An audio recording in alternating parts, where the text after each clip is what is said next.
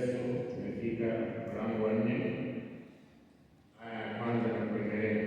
Nataka tukifundisha maneno machache hapo ili tuweze kubarikiwa pamoja, tusikie mambo ambayo watu wanayasema na vile kanisa la Efeso lilipohimizwa kusimama imara na katiwa moyo kufanya mambo yanayotakikana wafanye.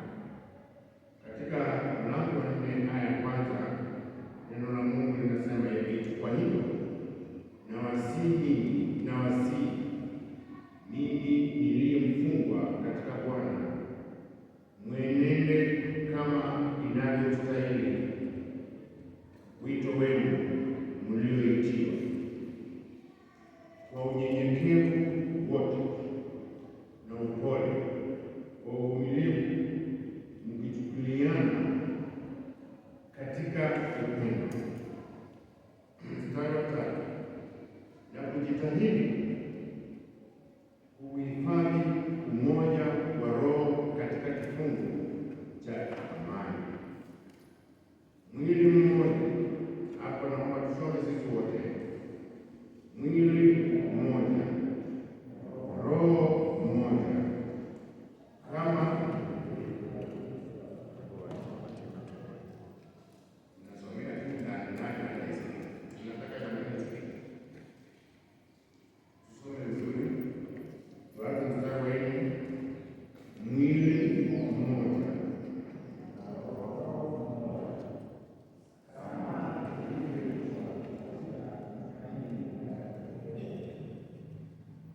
Bwana mmoja, imani moja, ubatizo mmoja, Mungu mmoja, naye ni Baba wa wote, aliye juu ya na katika na ndani ya, lakini kila mmoja wetu alipewa neema kwa kadri ya kipimo cha kipawa cha Kristo.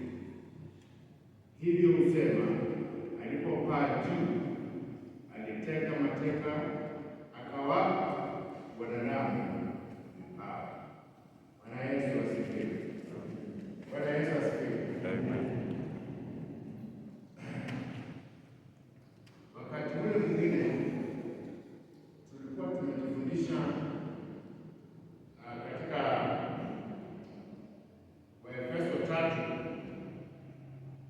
tulijifundisha namna ya kuweka miguu yako ndani ya kina ama shimo refu, ambapo ukitaka huu mti ujengewe kitu utaita foundation au msingi, kisha sindilia mchanga vizuri na kina chake ni sawasawa. Hata wewe mwenye kuweka huo mti au hiyo kitu kingi, ukitikiza hivi na mikono yako miwili haitikiziki. Hivyo ndivyo tunavyofundishwa hapa, ya kwamba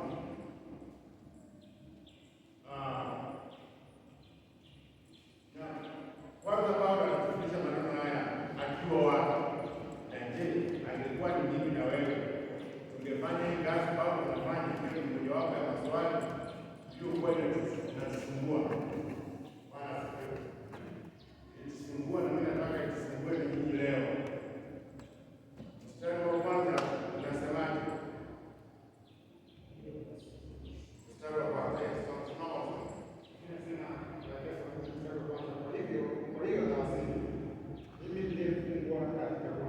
sikiliza hiyo maneno.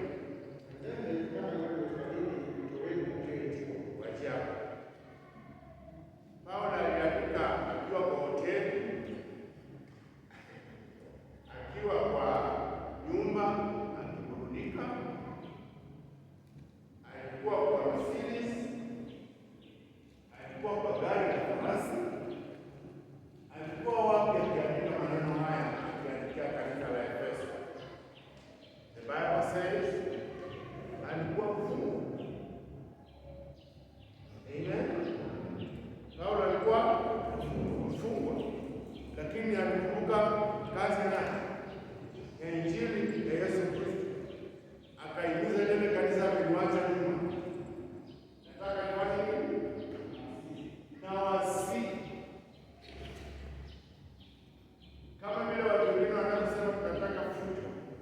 katika nchi wanasiasa wengi wanataka wajulikane, wanataka fujo, lakini ni waoga.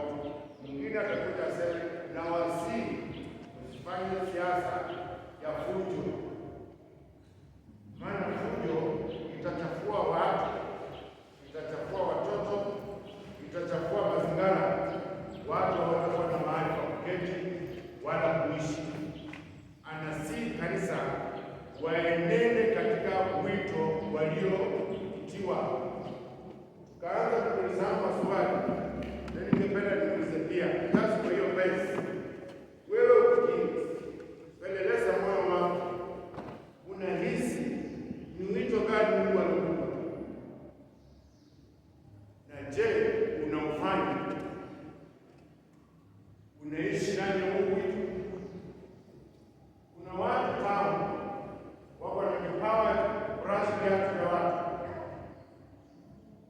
akikaa hata saa zingine akiwa kwa nyumba yake anaweza aona kama anafanya mwenyewe,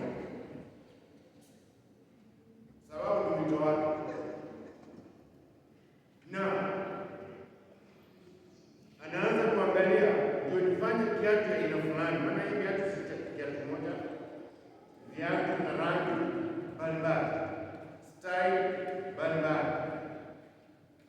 Anaanza kutafuta iwe na rangi kala hii, alafu niwe na vitu vingine pia wanaweka ndani inaitwa green, wawe na green na brush za aina mbalimbali, na wengine wako mpaka na sindano ya kushona hiyo kiatu kama kuna shida. Kuna mwingine ni fundi wa cherehani, hivyo hivyo. Kuna mwingine naye mpiganaji wa ngome, maana ameketa na tafuta vinyago vya kuvaa na viatu vya kuvaa na gloves za kuvaa na vyakula vya kukula, ndio afanye hiyo mchezo. Je, wewe ukikaa polepole unafikiria Mungu alikuita kufanya ni wito gani ulio ndani mwako? Bwana Yesu asifiwe. Nani anaweza kunieleza anasikia kufanya nini na huwa anafanya nini? Yes sir.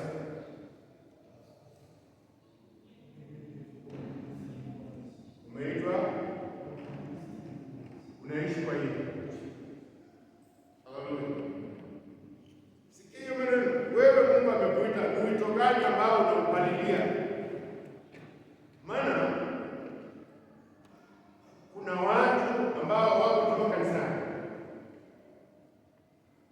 hawafanyi vile Mungu anataka wafanye, na hawana wito wowote, wako kwa sababu ya maneno mangapi jamani? Kuna watu wako kutoka kanisani kwa ajili ya maneno mangapi jamani? Mimi napenda hii kanisa kwa sababu wanakuomba wazuri sana kwa ibada ya wao. Napenda hii kanisa sana kwa sababu wanakuomba wazuri sana kwa harusi, kwa kuimba, kwa kuhubiri. Na yeye mwenyewe hajui mzuri kwa kitu gani, hata hajui. Paulo anaambia kanisa la Efeso kwamba mwendelee kufanya nini jamani? Iko verse 1, chapter 4.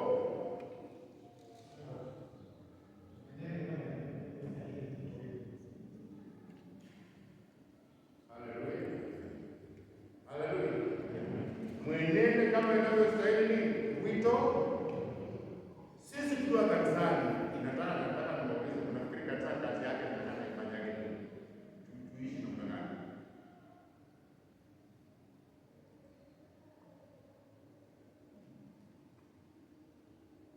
Kitaka kitu ambayo si sawa, tunasema hapana, ile sawa. Tuishi tukirogana. Ndio wito wa Mungu. Anafikiria Mungu anaweza kutuita kwa hiyo.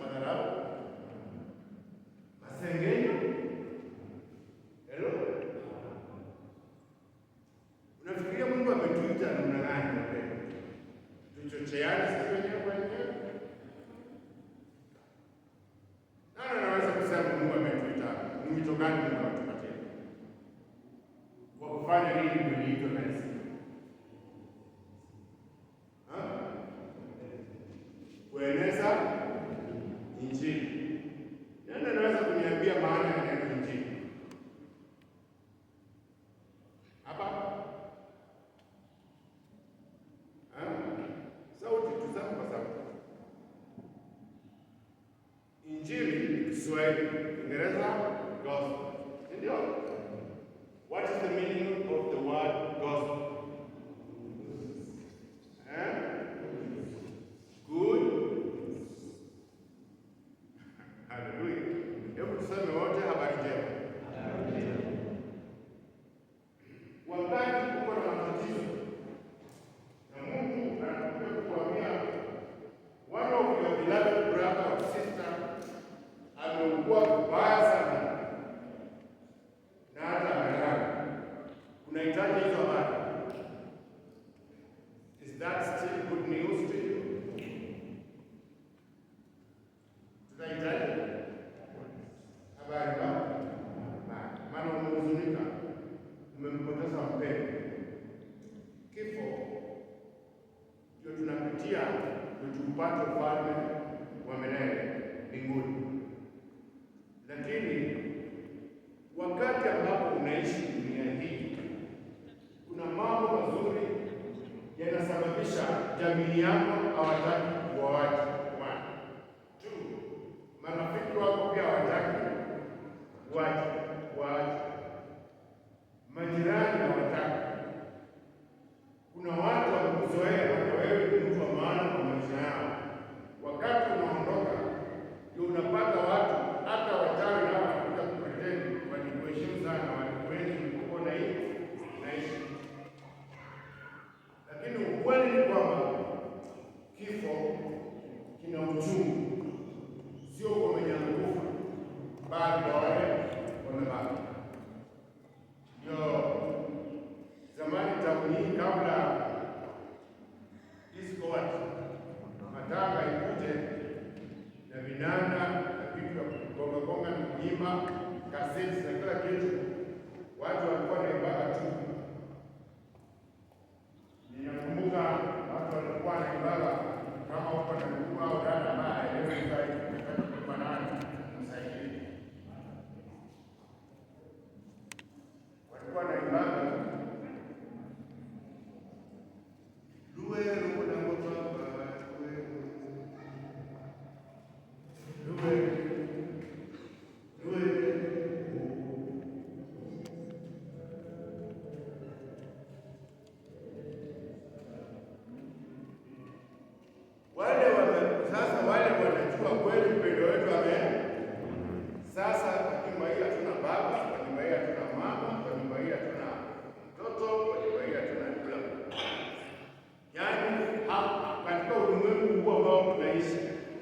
ulimwengu wa watu wanadamu, huyo hataonekana tena, ameondoka. Na ule wema wake wote tena walikuwa wanaongeza kitu kingine, wanasema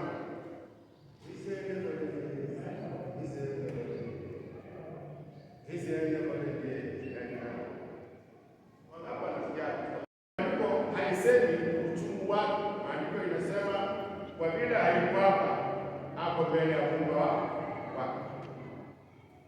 Kukosekana kwa ulimwengu ni wewe kuwa na muumba wako. Bwana asifiwe.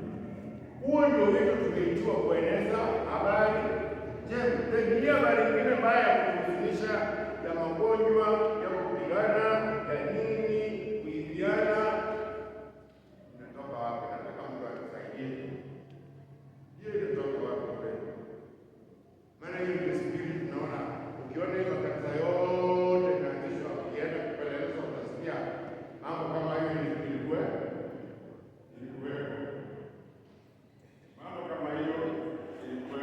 Nasikia mtu alipata kanisa sababu ya msengeni. Na mwingine alikuwa, mwingine akamkoni. Tuko tu hapa tunataka mwingine. Juzi nilipata message kwa simu yangu, mtu ametuma shilingi 7,800 na uguzi juu.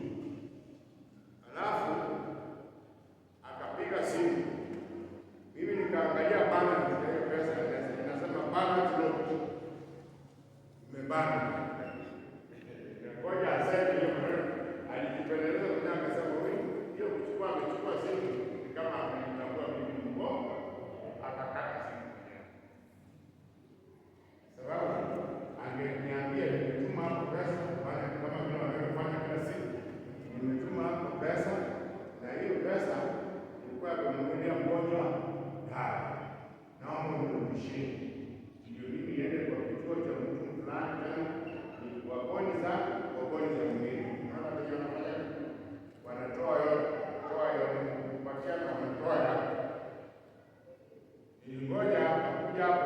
mwambie I'm sorry, enda ile namba nyingine inakuwaka 5 or 6 ama 5 gani ya kuripoti maneno kama hiyo, alafu hao kwa sababu wamekurudishia tu pesa. Hii watu wote tuko nao kwa mwili wa Kristo Yesu, wako makanisani. Tumeitwa kuishi hivyo. Paulo anatukumbusha tuishi katika wito ambao tumeitiwa. Basi kapili inasemaje?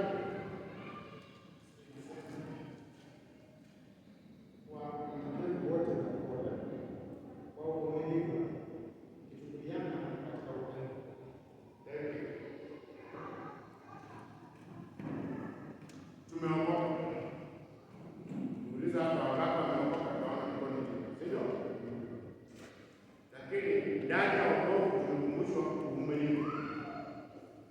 Bila uvumilivu huwezi safari. Bila nini jamani? Na maandiko inasema atakayevumilia mpaka mwisho. Tuseme tuko hapa sisi wote, na mwisho wetu ni pale kwa mlango. Na hapa imejaa inatutesa, magonjwa yanatutesa, kiu inatutesa, nguo hatuna, viatu hatuna, barabara hatuna, mchanga changarawe na kokoto na nini, vumbi, hali ngumu. Lakini tumeambiwa atakayevumilia tu katika hii imani afike pale, huyo ndiye. Hakuna vile tutafikisha safari hii mwisho kama hatutavumilia. Na hata sisi wenyewe na wadada ni lazima tuwe na moyo wa uvumilivu. Kwa nini? Leo mtu ataingia bungeni kabisa, asikilize ibada yetu mpaka mwisho. Wakati wanakaribisha wageni, ainue mkono aseme, mimi majina yangu fulani, nimehamia hapa kwenu na ninaomba nijiunge na nyinyi. Unajua na sisi tunafanya namna gani? Unajua tunamjua maadili, hatumjui. Ndio tutembee naye, itahitaji uvumilivu. Ama tunaonaje? Ndio tuingiane sasa, penye tumeingiana na wewe, tunatembea na wewe, inahitaji nini? Na Biblia inasema kwa unyenyekevu wote. Usome na Mungu wako. Kwa unyenyekevu na nini kingine?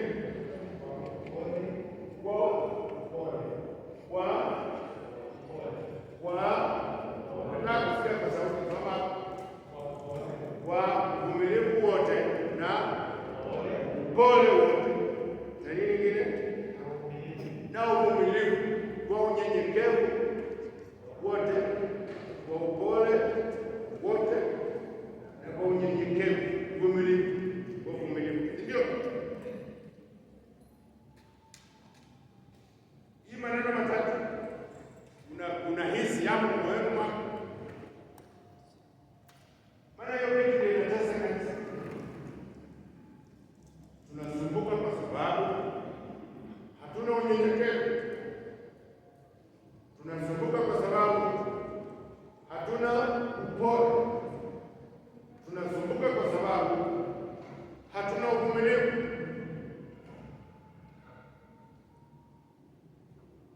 Nyinyi wote naona mnaokoka, nikisema haleluya, unasemaje? Nikisema Bwana asifiwe, glory to God. Lakini huyu mtoto ni wangu, nikitaka kumcorrect kitu na kuangalie kama baba, badala ya wewe kuangalia yeye, wewe unaanza kuangalia mimi, macho ile ambayo sijawahi kuiona unapoanga nayo.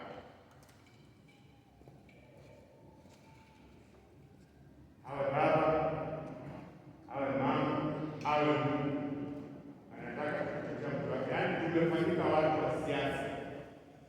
Naomba tukitaka kutembea vizuri katika safari hii tusiwe kama wanasiasa. Wanasiasa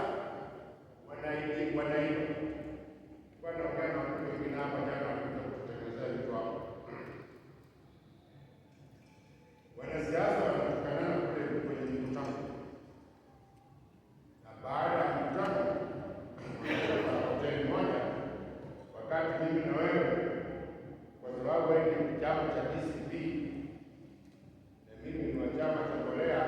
Mbolea ni wapi?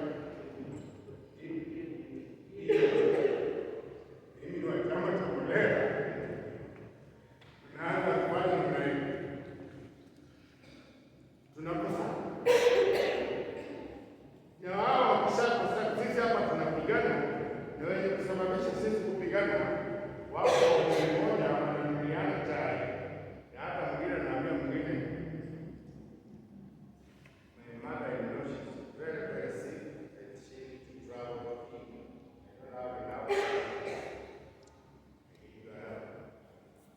Ndio anatoa kuna pesa kwa huyu, kesho anaenda kufanya mahali na sisi tunatangana. Kwa sababu mimi nasema kwa unyenyekevu wote, kwa upole wote na tuvumiliane, ndio tutembee pamoja, ndio tulijenga kanisa. Wapendwa, kuna watu wako na history ya nchi yetu wenye ilianza, history ya watu wenye walianza na mahali wamepita katika maneno mengi,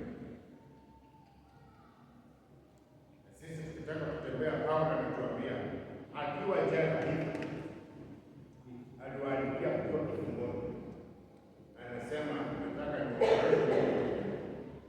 mwenende katika wito ulioitiwa. Sisi kama nana nasi tukaiona kesho, maana tuko wakati ambapo tunasikia na tunayaanza hapa, we remain the same people. Hakuna Ukristo ndani mwetu, hakuna upole ndani mwetu, hakuna uvumilivu ndani mwetu, hakuna utaratibu wa kufanya vitu. Bwana sema maandiko yanasema Mungu asijinga wenyewe angalie vitu kwa mwingine. Ni sawa na mtu ambaye hapa ni nyumbani kumoja nyumba hii mtu hapa ni chini ya maandiko chini ya chini ya mbele na paa. Hiyo mtu aina hiyo hata uwezi kuwa ameenda wapi, uwezi kuwa ameenda wapi. So Mungu atusaidie. Nataka tufanye ibada, nimefika hapo kila hata sina time ya maswali, kwa sababu hamchanganyi mchangii maneno mengi. Hizo mzee mtu amsema, kuna mtu nimemuuliza wewe umejua nini? Nafikiri umetokaje huko ndani mwako?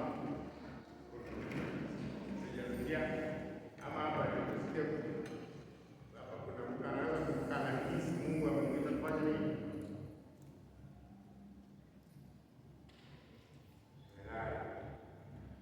Hiyo hisi Mungu amemwita kufanya nini? Umetokaje kama humo ndani mwako? Bwana asifiwe. Na kama hauko, anza kuomba pamoja. Wote tutakuta hii viungo vyote ambavyo Mungu ameweka katika miili yetu wapendwa, havifanyi kazi moja. Kila kiungo kiko na kazi yake. Angalia hii ni nini? Na hii ni nini? Na hii ni nini? Bwana asifiwe. Na hii unaweza ona hii ndio ya maana, lakini ndio hiyo ya maana hii ndio maana inaandika, inachukua kitu, inaweka kwa mfuko, inapeana, inasifu, inajua. Maana bila hii tukijua hii kama kijiji. Hii mashamba hiyo. Ya. Hivi vyote kwa mwili mmoja. Matokeo ya hii viungo ni kazi ambayo tunafanya. Bwana asifiwe.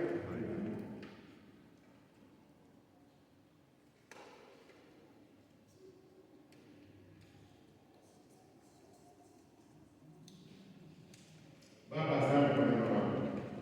Nisaidie watoto wako, kila mmoja tafakari habari ya hili neno la msalaba. Anatukumbusha